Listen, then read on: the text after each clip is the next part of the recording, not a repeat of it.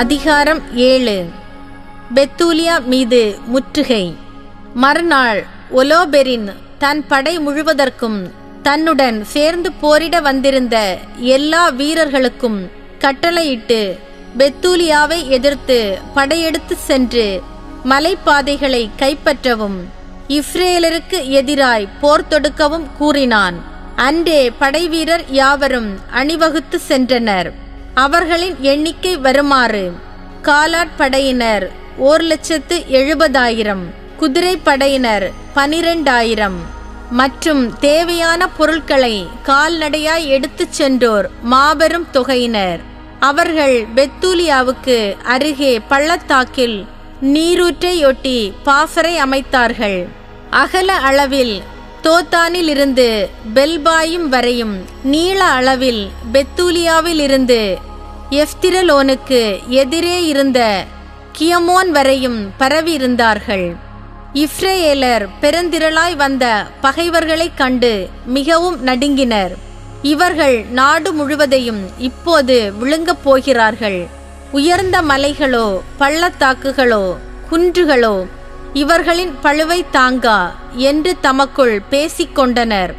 எனினும் அவர்கள் ஒவ்வொருவரும் படைக்கலம் தாங்கியவராய் தங்கள் காவல் மாடங்களில் தீமூட்டி அன்று இரவு முழுவதும் காவல் புரிந்தார்கள்.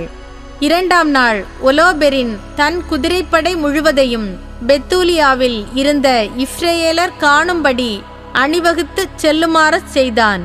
இஸ்ரேலருடைய நகருக்கு செல்லும் வழிகளை அவன் மேற்பார்வையிட்டான். நீரூற்றுகளை தேடி பார்த்து கைப்பற்றி படை வீரர்களை அவற்றுக்கு காவலாக நிறுத்தினான். பிறகு தன் படையிடம் திரும்பினான்.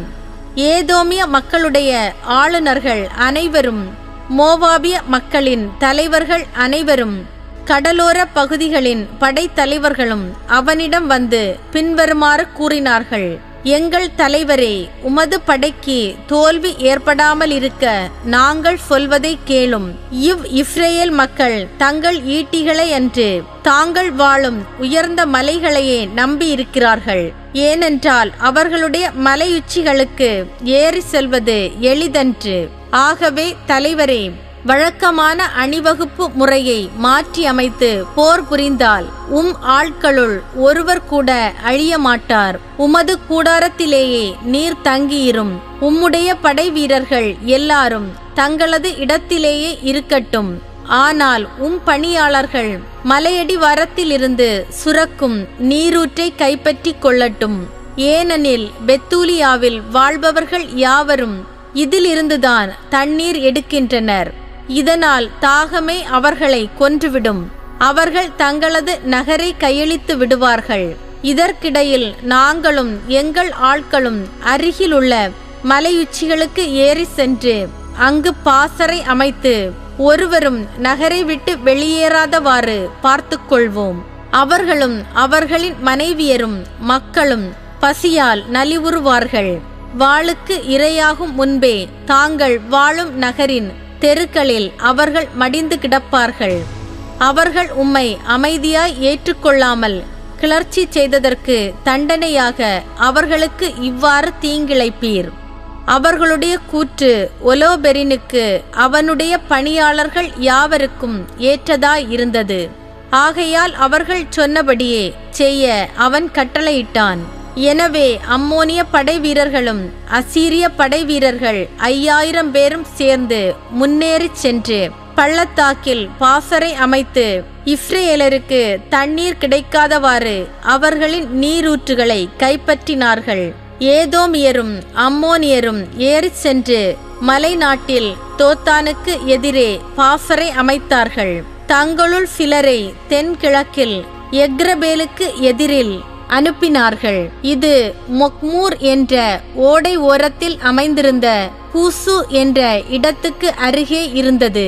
அசீரியரின் எஞ்சிய வீரர்கள் சமவெளியில் பாசறை அமைத்து நாடு முழுவதையும் நிரப்பினார்கள். அவர்களுடைய கூடாரங்களும் பொருட்களும் பெரியதொரு பாசறையாக அமைந்து நெடுந்தொலைவு பரவி இருந்தன.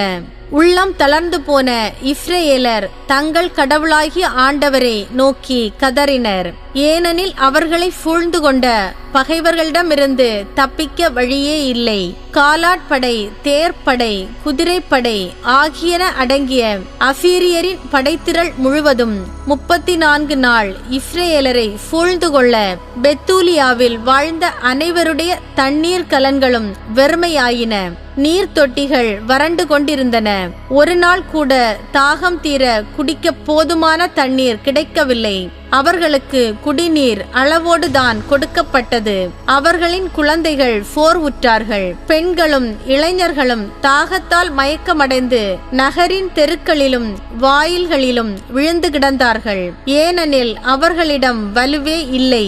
இளைஞர்கள், பெண்கள், சிறுவர்கள் ஆகிய எல்லா மக்களும் ஊசியாவிடமும் நகரின் தலைவர்களிடமும் கூட்டமாய் சென்று உரத்த குரல் எழுப்பினார்கள். மூப்பர்கள் அனைவர் முன்னும் பின்வருமாறு கூறினார்கள்: நமக்கிடையே கடவுள் தீர்ப்பு வழங்கட்டும். அசீரியருடன் நீங்கள் சமாதானம் செய்து கொள்ளாததால் நமக்கு பெரும் அநீதி இழைத்திருக்கிறீர்கள். இப்போது நமக்கு உதவி செய்வார் யாரும் இல்லை.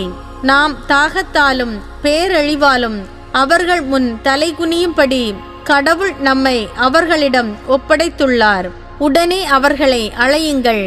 நகர் முழுவதையும் சூறையாடும்படி ஒலோபெரினின் வீரர்களிடமும் அவனுடைய பகைவர்களிடமும் அதை கையளியுங்கள்.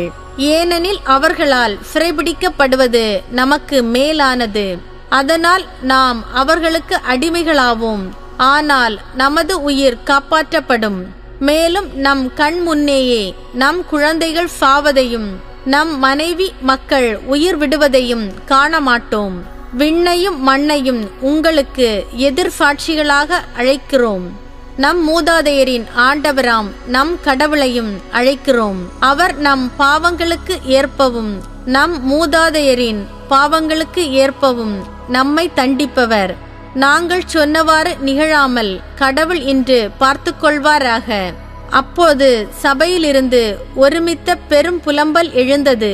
அவர்கள் எல்லாரும் கடவுளாகிய ஆண்டவரை நோக்கி உரத்த குரலில் மன்றாடினார்கள். ஊசியா அவர்களை நோக்கி, சகோதரர்களே, துணிவு கொள்ளுங்கள். மேலும் 5 நாட்களுக்கு பொறுத்து கொள்வோம். அதற்குள் நம் கடவுளாகிய ஆண்டவர் நமக்கு இரக்கம் காட்டுவார். அவர் நம்மை முற்றிலும் புறக்கணித்து விடமாட்டார். 5 நாள் கடந்த பின்னும் நமக்கு உதவி ஏதும் கிடைக்கவில்லை என்றால் நீங்கள் சொன்னவாறே செய்கிறேன் என்று கூறினார். பிறகு மக்களை கலைந்து போக செய்து அவர்கள் காவல் புரிய வேண்டிய இடங்களுக்கு அவர்களை அனுப்பி வைத்தார். அவர்கள் நகரின் மதில்களுக்கும் கோட்டைகளுக்கும் சென்றார்கள். பெண்களும் பிள்ளைகளும் தத்தம் வீடுகளுக்கு திரும்பினார்கள். நகரெங்கும் மக்கள் பெரிதும் சோர்வுற்றிருந்தார்கள்.